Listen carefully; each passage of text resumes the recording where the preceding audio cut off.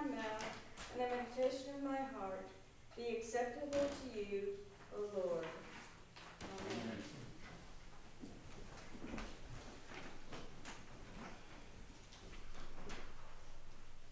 Why should I be afraid in evil days, when the wickedness of those at my heels surrounds me? The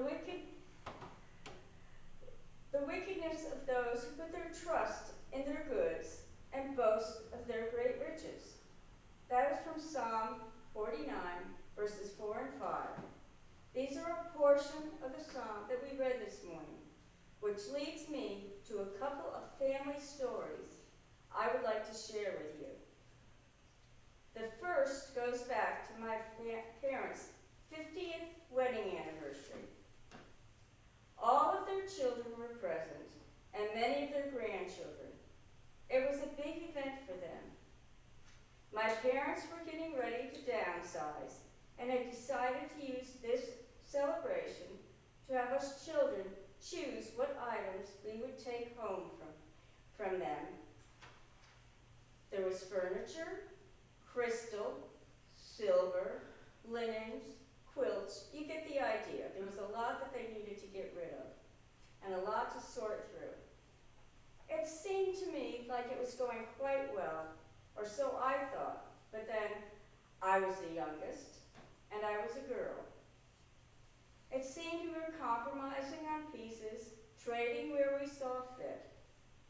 I was new to this whole process, but my mother had gone through it when her parents had died. So she was hoping this would go well. But halfway through the process, my sister-in-law decided that she did not like how the quilts and the linens were being divided up. So she went to my brother, and he was unhappy because he did not like how the furniture was being divided up. He did not get a desk that he wanted, although he got a beautiful dresser that had inlaid wood in the drawers in the front. So when it came time to divvy out the silver, his temper had risen about this high, and he took a silver platter and tossed it across the garden into the woods, gathered up his family, took them in the car, and left the family and drove back to Vermont. Now, if only all of us had been aware of what Jesus' response in the gospel had been to the person who addressed him that day. Be on your guard against all kinds of greed, for one's life does not consist in the abundance of possessions. It was this same brother who called me right after my mother passed away. And he informed me that my mother had told him that his wife could have all her pearl necklaces. Now, I had my mother's will, and I knew that it stated in there I was supposed to get all her jewelry.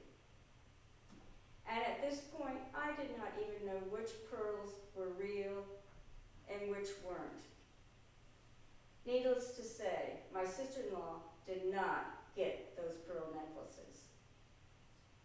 I am not, however, completely callous. The jewelry was divided up between my daughter and my granddaughters. And last year, when Heather was here, my mom had a charm bracelet, and the grandchildren had little heads that they were on the charm bracelet, and my brothers and myself had little square charms. So I took all those charms and I divvied them out to the grandchildren and gave the grandchildren the square heads for their fathers, since they were all boys. And my nieces were thrilled to get these charms because my one niece's father had passed away several years ago, and she was elated to get the charm for her father. And Heather was thrilled to get her charm last year. So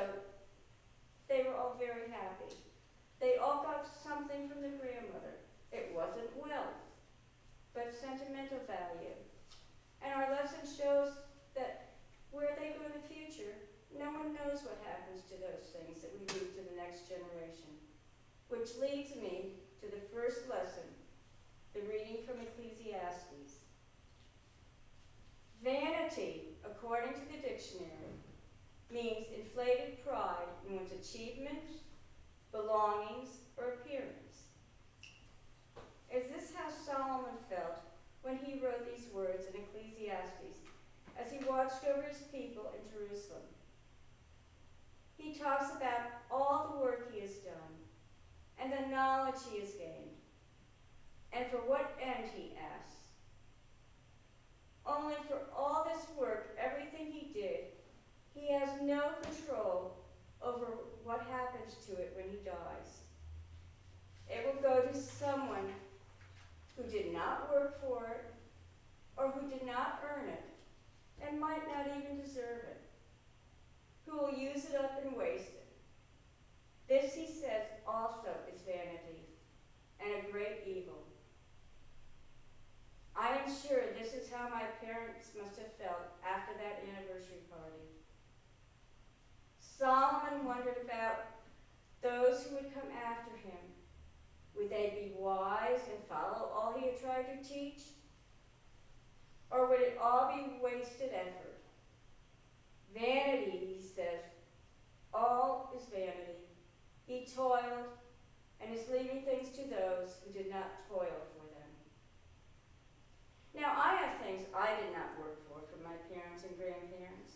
Antiques, furniture, quilts, crystal, silver, things that I am proud of. Yet, where will they go when I pass on? I must also leave those to those who come after me, like Solomon. And to quote Solomon, who knows whether they will be wise or foolish to those items that have meant so much to me over 50 years. As Solomon said, it is vanity to worry about this. If we look at Paul's letter to the Corinthians, we are led in a new direction. He begins, if you have been raised with Christ, seek things that are above. I guess that means leaving behind all those things that I have talked about, the things that I value so much. Where Christ is, he is seated at the right hand of God. Set your mind on the things that are above, not on the earth. Paul goes on to tell the Colossians all the earthly things they should not do. But in keeping in the context of what I am talking about, I will refer to belongings and not behaviors. We need to focus on our treasures in heaven rather than on earth. So I guess we can bury those things in the garden. In the gospel, Christ is approached by someone with this same issue who says, "Teacher, tell my brother to divide my family inheritance with me." And how does Jesus respond to this request? He tells the whole crowd to be on guard against all kinds of greed. Life does not consist of the abundance of possessions. This is very similar to what Solomon said years before when he talked about vanity, and what Paul advises years after to the Colossians in his letter to them. So Christ concludes his gospel reading with a parable about a rich man who is more worried about his goods than his soul, leaving God to say to him, "You fool, this very night your life is demanded of you, and the things you have prepared, whose will they be?"